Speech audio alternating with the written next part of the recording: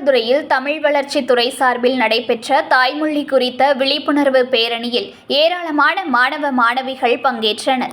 மயிலாடுதுறை மாவட்டத்தில் தமிழக அரசின் உத்தரவுப்படி தமிழ் வளர்ச்சி துறை சார்பில் ஆட்சி மொழி சட்டவார விழா தொடங்கி நடைபெற்று வருகிறது.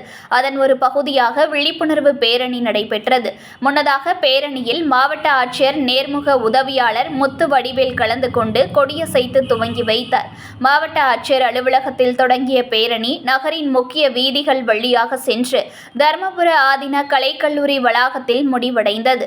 வணிக நிறுவனங்களின் பெயர் பலகைகள் தமிழில் அமைத்திட வேண்டும் உள்ளிட்ட விழிப்புணர்வை ஏற்படுத்தும் விதமாக கைகளில் பதாகைகளை ஏந்தியபடி ஏராளமான கல்லூரி மாணவர்கள் பேரணியாக சென்றனர். இந்த பேரணியில் நூற்றுக்கணக்கான மாணவ மாணவிகள் உள்ளிட்ட பல்வேறு துறை அதிகாரிகள் மற்றும் தமிழ் பேராசிரியர்கள் கலந்து கொண்டனர்.